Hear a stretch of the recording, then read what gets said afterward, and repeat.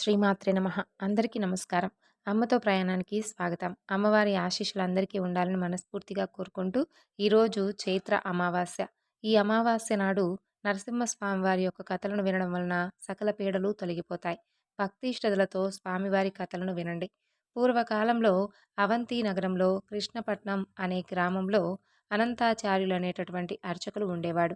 ఆ ఊరిలో యోగ నరసింహస్వామి వారి దేవాలయంలో స్వామివారిని సేవించుకుంటూ అతను కాలం గడుపుతూ ఉండేవాడు. అతని భార్య పేరు వసుంధర. ఆమె కూడా స్వామివారి పట్ల భక్తి కలిగి ఉండేది. దంపతులిద్దరూ అన్ని విషయాల్లోనూ సంతోషంగానే ఉన్నప్పటికీ వివాహం జరిగి వారికి 12 సంవత్సరాలు కాగా సంతానం కలగకపోవడం వారిని ఎప్పుడూ బాధిస్తూ ఉండేది. అలా రోజు స్వామివారిని సంతాన విషయం గురించి ప్రార్థిస్తూ ఉండేవారు ఆ దంపతులు. అలా కొంతకాలం జరగగా భక్తవత్సలుడైనటువంటి స్వామి ఒకనాడు అనంతాచార్యులకు కలలో కనిపించి ఇలా అంటాడు: "ఓ ఆచార్య పురుషా, మీ దంపతులు ప్రతిరోజు నన్నెంతో నియమనిష్టలతో కొలుస్తూ ఉండడం నాకెంతో ఆనందాన్ని కలగజేస్తుంది. మీకు త్వరలోనే పండంటి కుమారుడు కలిగే మార్గం గురించి చెబుతాను, వినవలసింది" అంటూ ఇలా చెప్పసాగాడు. "ఓ భక్తా, మరికొద్ది రోజులలో వచ్చే స్వాతి నక్షత్రం నాడు నరసింహస్వామి వ్రతం ఆచరించు. ఆ వ్రత ఫలితంగా నీకు తప్పకుండా సంతానం కలుగుతుంది.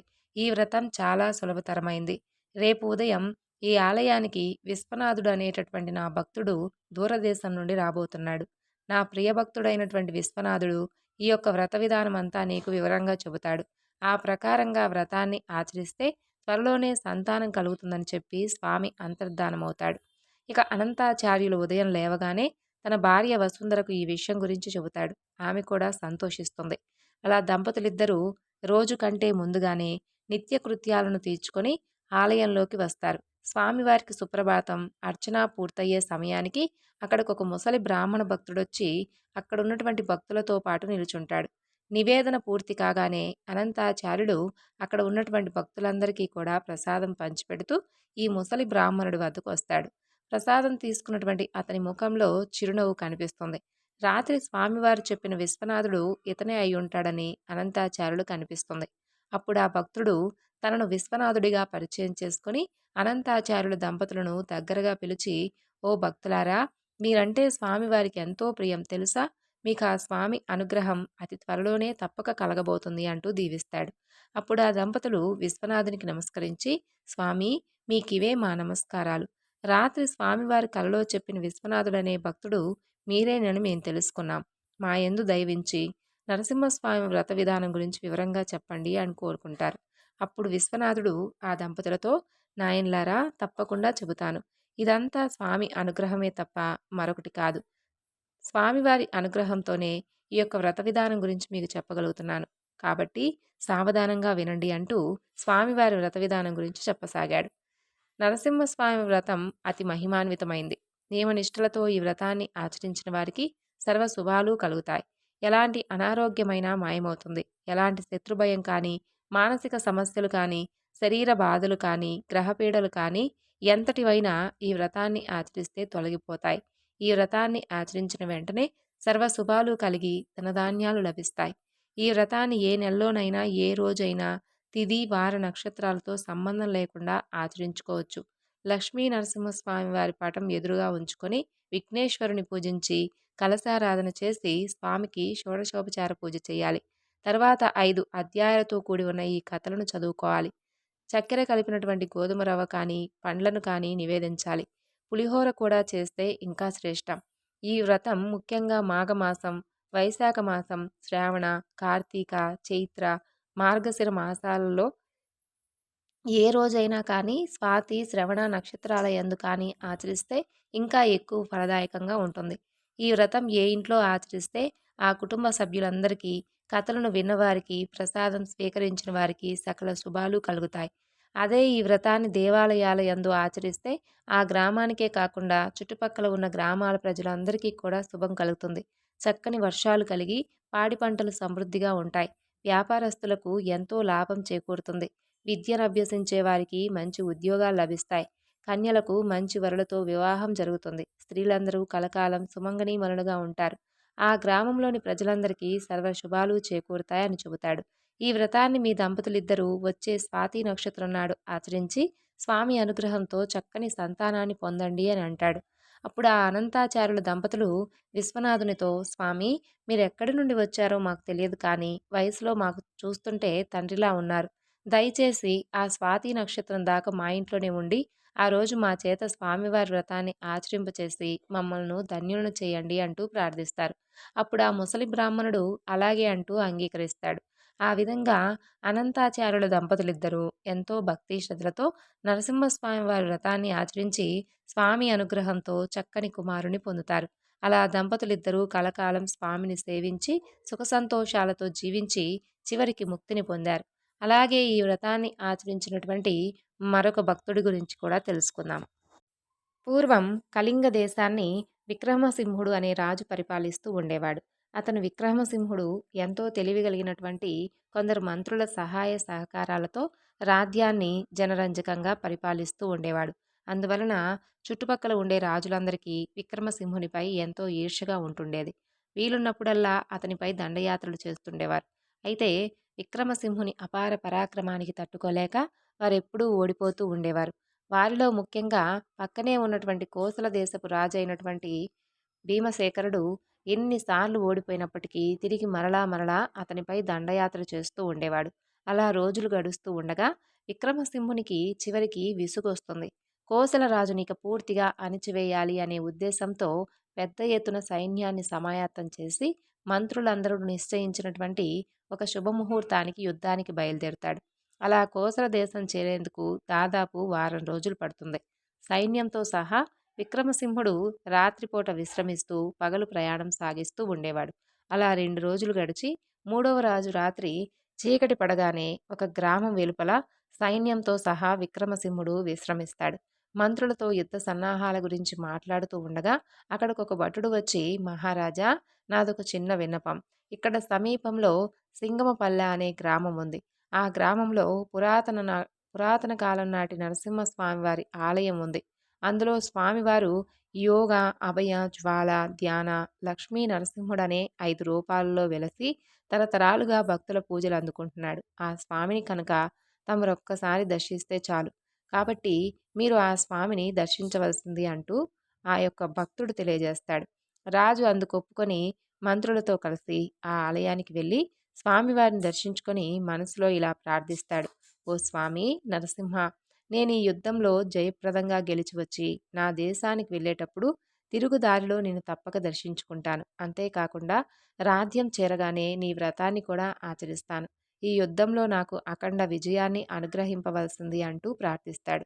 ఆ విషయాన్నే తన ప్రధానమంత్రి అయినటువంటి ధర్మబుద్ధితో కూడా చెబుతాడు. తిరిగి తెల్లవారగానే విక్రమసింహుడు తన సైన్యంతో సహా బయలుదేరి ఆ వారం చివరికల్లా కోసల రాజ్యాన్ని చేరుకొని ఆ నరసింహుని యొక్క అనుగ్రహంతో భీకర యుద్ధంలో కోసల రాజును ఓడిస్తాడు.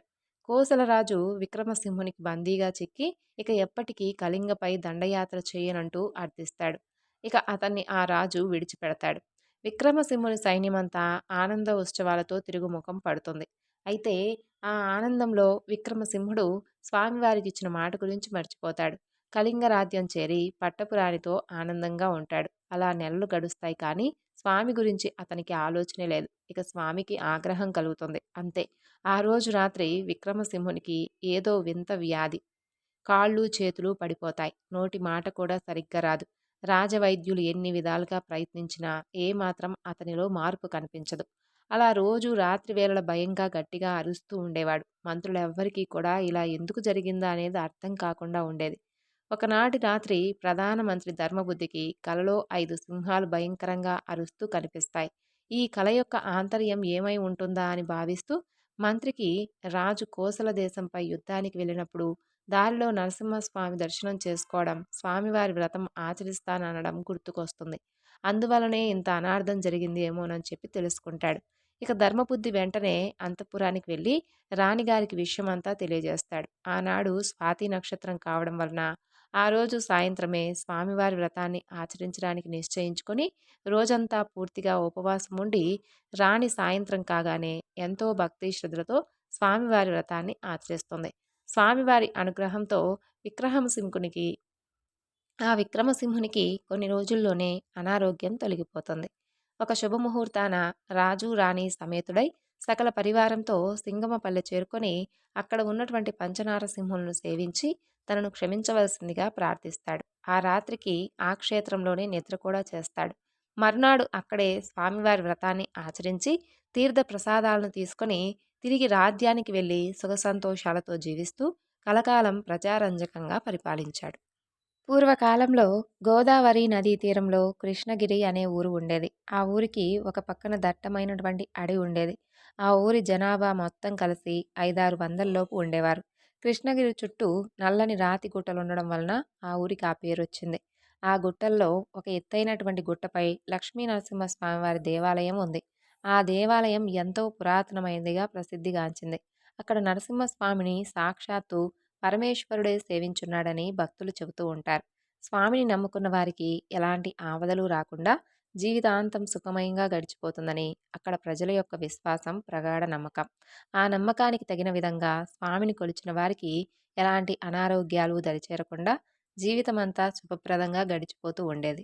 స్వామివారి ఆలయంలో శ్రీనివాసాచార్యులు అనే అర్చకుడు ఉండేవాడు.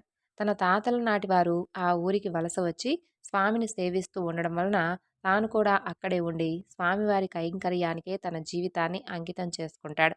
రోజు ఆలయానికి వచ్చే భక్తులచే అర్చనాది పూజలను నిర్వహిస్తూ స్వామికి నిత్యధూప దీప నైవేద్యాలను అత్యంత నియమ నిష్ఠలతో జరుపుతూ ఉండేవాడు.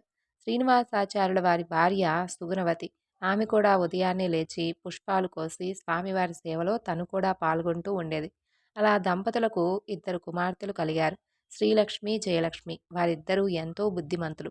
కొంతకాలానికి శ్రీలక్ష్మికి యుక్త వయసు వచ్చి తండ్రి వివాహ ప్రయత్నాలు మొదలుపెట్టాడు. తనకు తెలిసిన వారికి తన కుమార్తె వివాహానికి ఉందని చెప్పి యోగ్యులైన వరులెవరైనా ఉంటే చెప్పవలసిందంటూ విన్నవించుకుంటాడు. రోజు ఉదయం సుప్రభాత సమయంలో లక్ష్మీ నరసింహస్వామి వారిని కుమార్తెకు మంచి వరుడితో వివాహం నిశ్చయమవ్వాలంటూ ప్రార్థిస్తూ ఉండేవాడు. తనను నమ్మిన వారికి సమస్త భాగ్యాలను ప్రసాదించే నరసింహస్వామి వారికి ఆచారుల వారిపై కరుణ కలుగుతుంది.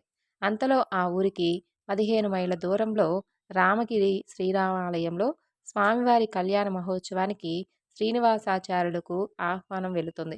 శ్రీనివాసాచార్యుడు సతీ సమేతంగా బయలుదేరి కుమార్తెలను కూడా తన వెంట తీసుకుని వెళ్ళి 4 రోజులు అక్కడే ఉండి స్వామి కళ్యాణ ఉత్సవాలలో పాల్గొని సీతారామచంద్రులను సేవించుకుంటూ ఉంటాడు.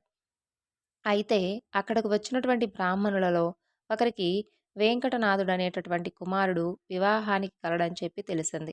నరసింహస్వామి వారి అనుగ్రహంతో శ్రీలక్ష్మి, వెంకటనాథుల జాతకాలు అద్భుతంగా కూడా కలవడం జరుగుతుంది. ఇద్దరి కుటుంబాలకు ఎంతో సంతోషం కలిగి వివాహం నిశ్చయం అవుతుంది. మంచి ముహూర్తం చూసుకొని నిశ్చయ తాంబూలాలు తీసుకోవడానికై ఇరు కుటుంబాల వారు నిర్ణయించుకొని శ్రీనివాసాచార్యులు కృష్ణగిరి తిరిగి వెళతాడు. అలా 2 నెలల తర్వాత ఒక శుభముహూర్తం నాడు కుమార్తె నిశ్చయ తాంబూలాలకై శ్రీనివాసాచార్యుల దంపతులు బంధుమిత్రులు వెంటరాగా కృష్ణగిరి నుండి అడవి మార్గం ద్వారా రామగిరికి బయలుదేరతారు. ఎడ్ల బండ్లల్లో కబుర్లు చెప్పుకుంటూ ఆ కుటుంబాలు సగం దూరం చేరుకునేసరికి ఒక్కసారిగా ఎక్కడి నుండి వచ్చిందో తెలియదు కానీ ఒక దొంగల గుంపు వారిపై పడుతుంది. ఆ దొంగలను చూసేసరికి అందరూ ఎంతో భయపడతారు. తమ కుమార్తె వివాహ నిశ్చయ తాంబూలాలకై వెళుతున్నామని తమను విడిచిపెట్టమని శ్రీనివాసాచార్య దంపతులు ఆ దొంగలను ఎంతో ప్రాధేయపడతారు. కానీ లాభం లేకపోతుంది. దొంగలు ఎంతో క్రూరంగా ఉండి వారి సర్వస్వం దోచుకుంటారు. అందరూ శ్రీనివాసాచార్యులు ఇక చేసేదేమీ లేక మనసులో తాము నమ్ముకున్నటువంటి స్వామిని తలుచుకుంటాడు. స్వామి ఆపద్బాంధవ, ఈ అడవిలో మాకు నీవు తప్ప అన్యదా శరణం నాస్తి. నీవే మమ్మల్ని రక్షింపవలసింది అంటూ ప్రార్థిస్తాడు. ఇక ఒక్కసారిగా పక్కన ఉన్నటువంటి పొదల నుండి మెరుపు వేగంతో ఒక సింహం ఆ దొంగలపై దూకుతుంది. సింహాన్ని చూసినటువంటి దొంగలతో పాటు శ్రీనివాసాచార్యుడు కుటుంబాలకు కూడా ఒక క్షణం భయం వేస్తుంది. కానీ విచిత్రంగా ఆ సింహం దొంగలను తప్ప శ్రీనివాసాచార్యుడు కుటుంబాల వారి జోలికి ఎవ్వరికీ వెళ్ళదు. అంతలోనే మరొక అద్భుతం కూడా జరుగుతుంది. సింహాన్ని చూస్తే సాధారణంగా బెదిరిపోయే ఎద్దులు కూడా ఏమాత్రం బెదరకుండా అలా నిలుచుని చూస్తూ ఉంటాయి. సింహం అంతగా గర్జిస్తున్నప్పటికీ ఎద్దుల్లో ఏమాత్రం భయం కూడా కనిపించదు. సింహం ఉనికి లేనట్లుగా ఉంటాయి. ఒక్క క్షణంలో ఆ సింహం ఉగ్రరూపంతో దొంగలనందరినీ మట్టుపెట్టి ఒక్క ఉదుటున పొదల్లోకి దూకి మాయమైపోతుంది. అప్పుడు శ్రీనివాసాచార్యులకు వారి బంధువులకు సింహం రూపంలో వచ్చింది సాక్షాత్తు నరసింహుడే అని అర్థమవుతుంది. తమను రక్షించడానికి వచ్చిన స్వామిని అందరూ అనేక విధాలుగా స్తోత్రాలతో స్తుతిస్తారు. తర్వాత తమ ప్రయాణం సాగించి నిశ్చయ తాంబూలాలను ఘనంగా నిర్వహించుకుంటారు.